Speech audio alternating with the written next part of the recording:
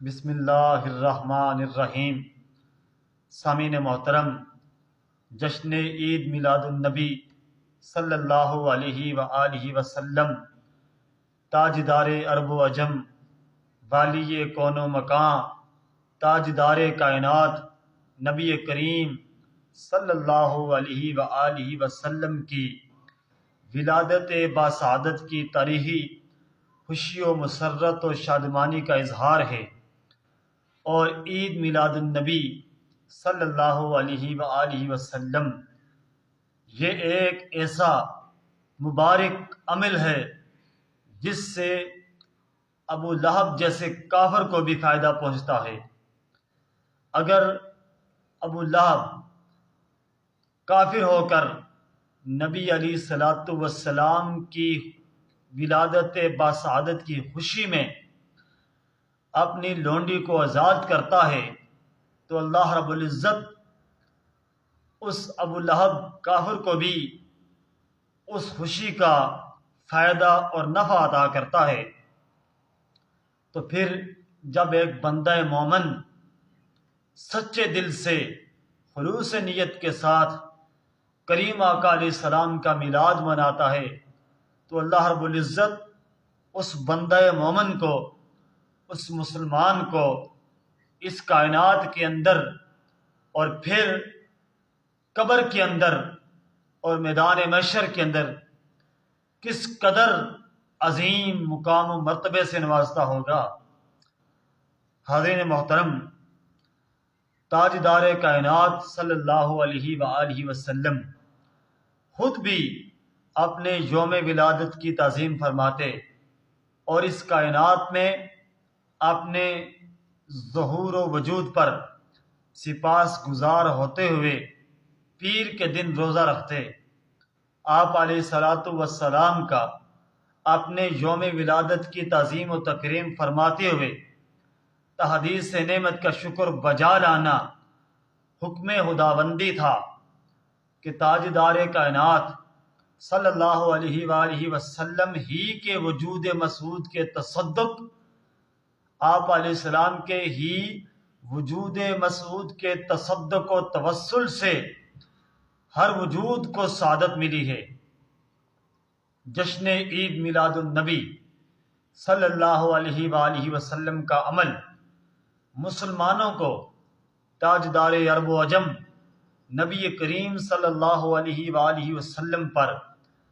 درود و سلام جیسے اہم فرائض کی طرف رغبت دلاتا ہے اور قلب و نظر میں ذوق و شوق کی فضا ہموار کرتا ہوا نظر آتا ہے۔ صلاۃ والسلام بذات خود شریعت میں بے پناہ نوازشات برکات کا باعث ہے، اس لیے جمہور امت نے میلاد النبی صلی اللہ علیہ وآلہ وسلم کا انعقاد مستحسن سمجھا اور اس سے اہم اور مقام و مرتبے کا حامل سمجھا۔ سیرت طیبہ کی اہمیت، کریم آقا علیہ السلام کی سیرت طیبہ کی اہمیت کو اجاگر کرنے کے لیے اور جذبہ محبت رسول اس کے فروغ کے لیے محفل میلاد کرنا ایک اہم کردار ہے۔ اس لیے جشن عید میلاد النبی میں آپ علیہ الصلاۃ والسلام کے فضائل و مناقب کو بیان کیا جاتا ہے، اور اس جشن عید میلاد النبی کی محفل میلاد شریف میں حضور علیہ الصلاۃ والسلام کی سیرت طیبہ کو بھی بیان کیا جاتا ہے، کریم آقا علیہ الصلاۃ والسلام کے فضائل و مناقب کو بھی بیان کیا جاتا ہے، اور حضور علیہ الصلاۃ والسلام کے معجزات شریف کو بھی بیان کیا جاتا ہے، اور آپ علیہ الصلاۃ والسلام کا تذکرہ انتہائی حسین انداز میں بیان کیا جاتا ہے، اور آپ علیہ السلام کے اسوہ حسنہ کو بیان کیا جاتا ہے۔ جشن عید میلاد النبی صلی اللہ علیہ وآلہ وسلم کا ایک اہم مقصد محبت رسول اور قرب رسول صلی اللہ علیہ وآلہ وسلم اس کو بیان کرنا بھی ہے۔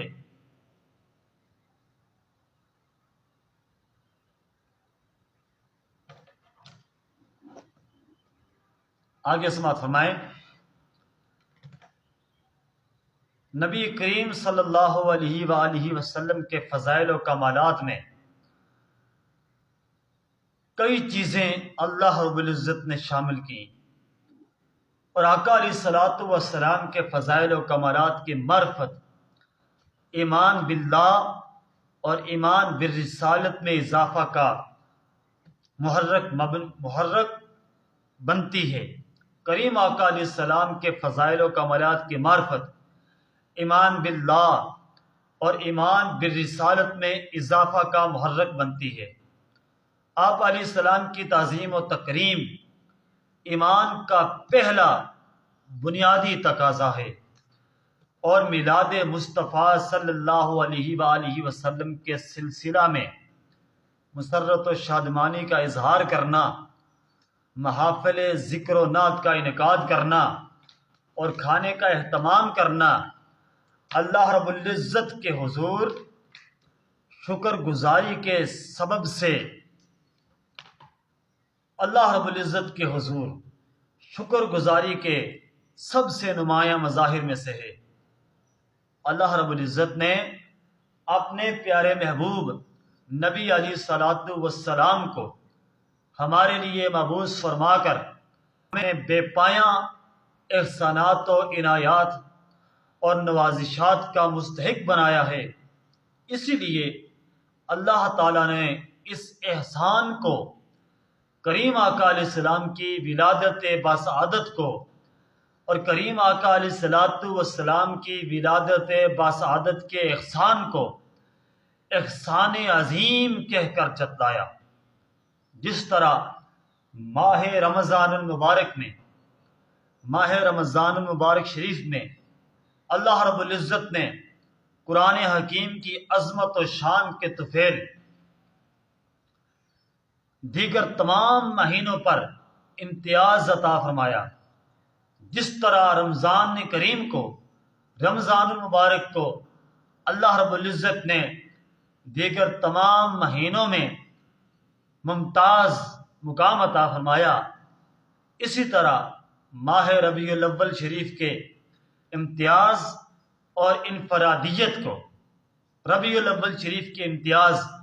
اور انفرادیت کی وجہ، ماہ ربیع الاول شریف کے امتیاز اور انفرادیت کی وجہ بھی اس میں صاحب قرآن کی تشریف آوری کو قرار دیا۔ یہ ربیع الاول شریف کریم آقا علیہ السلام کی ولادت باسعادت، ربیع الاول شریف میرے اور آپ کے آقا کریم آقا علیہ الصلوۃ والسلام کی ولادت باسعادت کے صدقے جملہ مہینوں پر نمایاں فضیلت اور امتیاز کا حامل ہے۔ شب میلاد رسول صلی اللہ علیہ وسلم لیلۃ القدر سے بھی افضل ہے، اس لیے کہ لیلۃ القدر میں نزول قرآن ہوا تو شب میلاد میں صاحب قرآن کی آمد ہوئی۔ لیلۃ القدر کی فضیلت اس لیے ہے کہ وہ نزول قرآن اور نزول ملائکہ کی رات ہے، اور نزول قرآن قلب مصطفیٰ پر ہوا۔ اگر حضور علیہ السلام نہ ہوتے، نہ لیلۃ القدر ہوتی اور نہ دن ہوتا۔ اگر حضور نہ ہوتے، نہ دن ہوتا نہ رات ہوتی۔ اگر حضور نہ ہوتے، نہ زمین ہوتی نہ آسمان ہوتا۔ حضور نہ ہوتے تو خشکی نہ ہوتی، تری نہ ہوتی۔ حضور نہ ہوتے نہ فرش ہوتا نہ عرش ہوتا۔ اگر حضور نہ ہوتے، نہ ہمیں خدا کا پتہ چلتا، نہ دین کا پتہ چلتا، نہ دنیا کا پتہ چلتا، نہ قیامت کا پتہ چلتا۔ حتیٰ کہ کائنات میں ہمیں رب کی کسی نے پہچان بھی کروائی تو ذات مصطفیٰ صلی اللہ علیہ وسلم ہے۔ حضور علیہ السلام کی تشریف آوری ہی ایسی تشریف آوری ہے کہ جس کی وجہ سے حضور آئے تو ہمیں قرآن کا پتہ چلا، سب کچھ پتہ لگا۔